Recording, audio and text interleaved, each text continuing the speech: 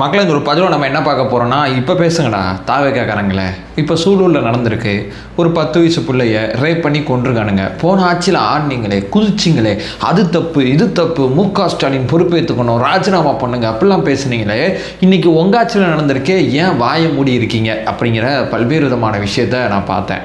போன ஆட்சியில் நடந்தது, இந்த ஆட்சியில் நடந்தது, அது எந்த ஆட்சியில் நடந்தாலும் இந்த மாதிரி குற்றங்கள்லாம் நிச்சயமாக சொல்கிறேன் தடுக்கப்பட வேண்டியது தான். இருந்தாலும் ஆட்சி மாறினாலும் காட்சி மாறி இருக்கா அப்படிங்கிற ஒரு விவாதத்தை நான் இங்கே ஏற்படுத்தணும்னு நினைக்கிறேன்.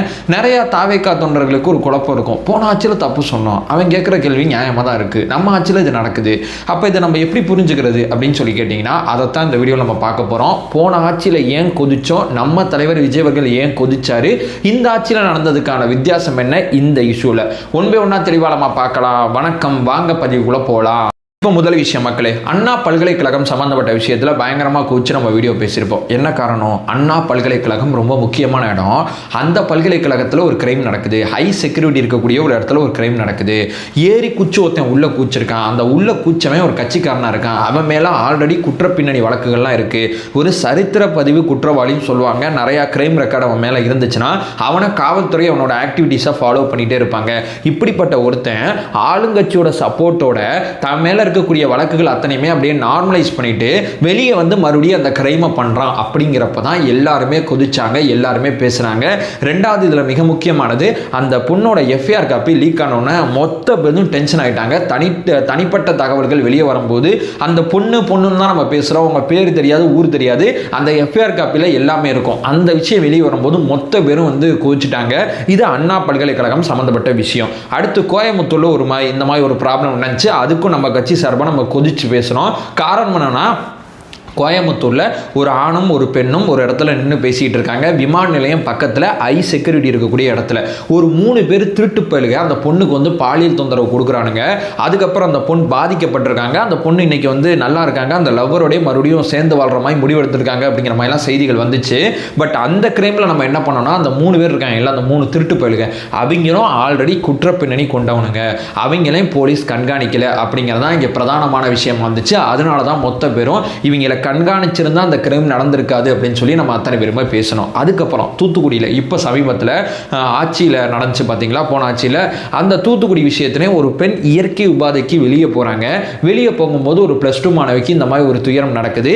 இந்த குற்ற பின்னணியும் பண்ணவன் ஆல்ரெடி குற்றம் பண்ணவன், அவனையும் கண்காணிக்கலை, அவனையும் கண்காணிக்காதனால அவன் வந்து இந்த மாதிரி கிரைமில் ஈடுபடுறான் அப்படின்னு சொல்லி நம்ம அத்தனை பேருமே பேசணும். அதில் அந்த பெண்ணோட புகாரை வந்து காவல்துறை வந்து அலட்சியப்படுத்தியிருப்பாங்க, உன் பொண்ணு அவங்க கூடயாவது ஓடி போயிருப்பா அப்படின்னு சொல்லி பேசுனாங்க. அப்படிங்கிறப்போ அந்த காவல்துறை அந்த புகாரை அலட்சியப்படுத்தாமல் இருந்திருந்தா இன்னைக்கு அந்த பொண்ணை உயிரோடையாவது பார்த்துருக்கலாம் அப்படின்னு சொல்லி தான் நம்ம அத்தனை பேருமே பேசியிருப்போம். இதற்காண்டி தான் எல்லாருமே கொதிச்சோம். இங்கே நான் நல்லா கவனித்து பார்க்க வேண்டிய மிக முக்கியமான விஷயம். அதுக்கப்புறம் இந்த ஜாபர் சாதிக் சம்மந்தப்பட்ட விஷயத்தை, அயலகணியோட பொறுப்பாளராக போறீங்க, அந்தாலும் என்ன ட்ரக்கு கழட்டிக்கிட்டு இருக்கான், என்ன வேலை இது, என்ன மாதிரி போயிட்டு இருக்குது அப்படின்னு சொல்லி தான் அந்த விஷயத்தில் நம்ம அத்தனை பேருமே கொதிச்சோம். ஓவரால் இந்த கிரைம் அத்தனையுமே எடுத்து பார்த்தீங்கன்னா ஆல்ரெடி குற்றம் பண்ணவங்க, ரெண்டாவது ஐ செக்யூரிட்டி இருக்கிற இடத்துல இந்த குற்றம் நடந்ததுனால தான் அவ்வளோ பேரும் கொந்தளிச்சு நம்மளுடைய தலைவர் விஜய் அவர்கள் இப்போ முதலமைச்சராக இருக்கார்ல, எல்லாருமே இந்த கிரைமை அவ்வளோ தூரம் தட்டி கேட்டோம். சட்ட ஒழுங்கு பிரச்சனைங்கிறத மிக கடுமையாக சாடினோம். ஆனால் இந்த கோவையில் இந்த சூலூரில் நடந்த பிரச்சனை கண்டிப்பாக நடந்திருக்க கூடாது.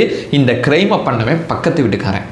இங்கே நல்லா கவனிக்க வேண்டியது தான், அந்த குடும்பம் அந்த ஏரியாவுக்கு 20 to 25 நாள் முன்னாடி தான் அந்த இடத்துக்கே வந்திருக்காங்க. இந்த கிரைமை பண்ணவன் 3 நாளாக அந்த குழந்தைக்கு சாக்லேட் கொடுத்து பழகி அந்த பொண்ணை தூக்கிட்டு போய் இந்த வேலையை பார்த்துருக்கான்.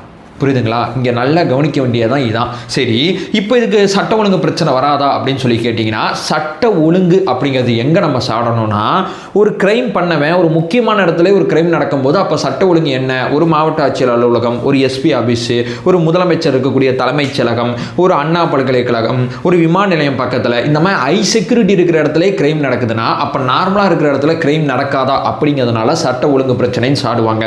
முன்னாடி குற்றம் பண்ணியிருக்கான், மறுபடியும் அவனை கண்காணிச்சிருந்தா அந்த குற்றத்தை தடுத்திருக்கலாம், அவனை கண்காணிக்காதனால அந்த குற்றம் நடந்திருக்குன்னு சொல்லி சாடலாம். இது பக்கத்து வீட்டுக்காரன் இந்த கிரைமில் ஈடுபடும் போது நம்ம என்ன பண்ண முடியும், அவனுக்கு சரியான தண்டனையை தான் நம்ம வாங்கி கொடுக்க முடியுமே தவிர இந்த கிரைமை நம்மளால் தடுக்கிறது ரொம்ப ரொம்ப பாசிபிள் ரொம்ப கம்மி அப்படிங்கிறது தான் யதார்த்தமான உண்மை.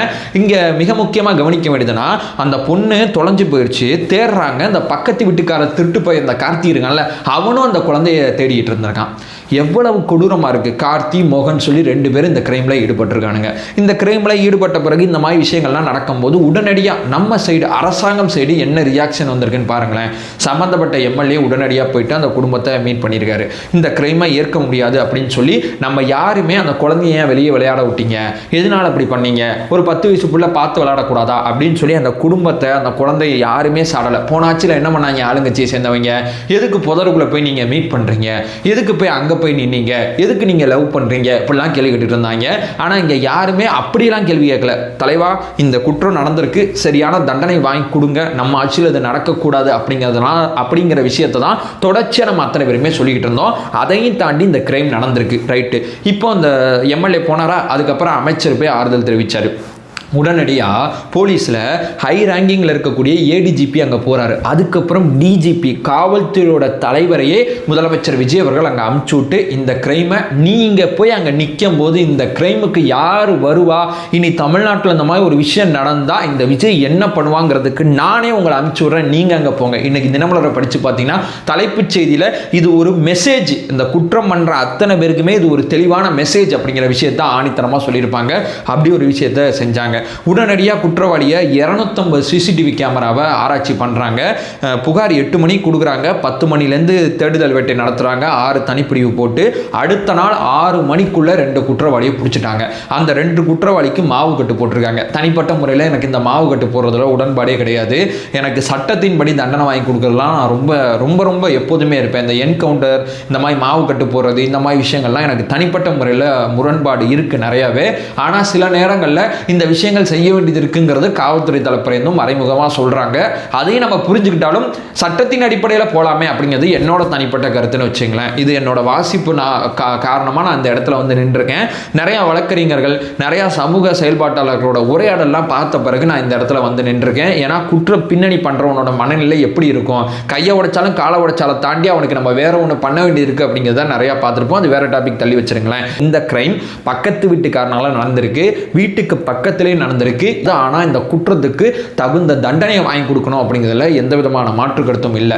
சட்ட ஒழுங்கு அப்படிங்கிறத நம்ம எங்கே கிளைம் பண்ணுறோம்னா அது வந்து மிக முக்கியமாக நான் முன்னாடி சொன்னபடி ஹை அஃபீஷியல் இருக்கக்கூடிய இடத்துல ஒரு கிரைம் நடக்குதுன்னா அப்புறம் என்ன அது அப்புறம் அப்படிங்கிற மாதிரி இருக்கும்ல. நாட்டில் வேற எங்கே பாதுகாப்பு இருக்குன்னு கேட்போம்ல, அந்த மாதிரி விஷயத்தில் நம்ம கிளைம் பண்ணலாம். பட் இந்த குற்றச்சாட்டை உடனடியாக நம்ம ஆட்சியில் நடந்தது தனிப்பட்ட முறையில் எனக்குலாம் செம வருத்தம்.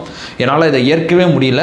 நம்மளோட ஆட்சியில் மீண்டும் இந்த மாதிரி ஒரு கிரைம் நடக்கக்கூடாது அப்படிங்கிறத நான் ரொம்ப தெளிவாக சொல்கிறேன். முதலமைச்சர் விஜய் அவர்களும் இதில் உறுதியாக இருக்காங்க, எம்எல்ஏவும் உறுதியாக இருக்காங்க, அமைச்சர் பெருமக்களும் உறுதியாக இருக்காங்க, எல்லாருமே உறுதியாக இருக்காங்க. இதில் சில ஏஏ வீடியோக்களை பரப்பிட்டு இருக்காங்க. அந்த அமைச்சர் சிரிச்சாங்கன்னு பேசிகிட்டு இருக்காங்க, இந்த அமைச்சர் அழுதாங்கன்னு பேசிக்கிட்டு இருக்காங்க.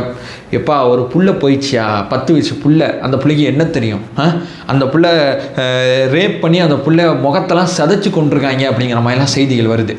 அந்த பிள்ளைக்கு என்ன தெரியும்?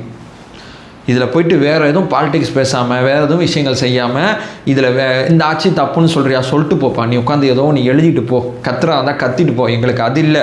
அந்த 2 பேர் இருக்கானுங்கள்ல, அந்த பிள்ளைக்கு அந்த அந்த அந்த மிக முக்கியமான விஷயத்தை செஞ்சாங்கல்ல, அந்த 2 பேருக்கு சட்டத்தின் அடிப்படையில் விரைவாக குற்றப்பத்திரிகை தாக்கல் பண்ணி தண்டனை வாங்கி கொடுக்கணுங்கிறது மட்டும்தான் நம்ம மைண்டில் ஓடுது. ஸோ பொலிட்டிக்கலாக நம்ம ஒரு விஷயத்தை ஏன் நான் இப்போ காமன் கூட நான் பேசிக்கிட்டு இருக்கேன், ஏன்னா இந்த டோனில் நான் ஏன் பேசிக்கிட்டு இருக்கேன், ஏன்னா நாளைக்கு ஒரு சரித்திர பதிவு குற்றவாளி, ஒரு சட்ட ஒழுங்கு வந்து மிக முக்கியமான ஒரு ஹை அஃபீஷியல் இருக்கக்கூடிய இடத்துல நடந்தாலும், ஒரு தாவேக்கா தொண்டனா நான் இருந்தாலும் நீங்கள் இருந்தாலும் நம்ம அத்தனை பேரும் எதிர்த்து பேசணும். ஏன்னா அது எதிர்க்கப்பட வேண்டியது. இது நடந்துருச்சு, இந்த 2 பேரை விடக்கூடாது, அந்த ஏரியாவில் தான் நம்ம இந்த வீடியோவில் இருக்கணும் அப்படிங்கிறது என்னோட தனிப்பட்ட கருத்தாக இருக்குது. அதை சொல்லிட்டு இந்த வீடியோ நான் எண்ட் பண்ணிக்கிறேன். வேறு ஒரு வீடியோவில் நம்ம பார்க்கலாம். Thank you so much.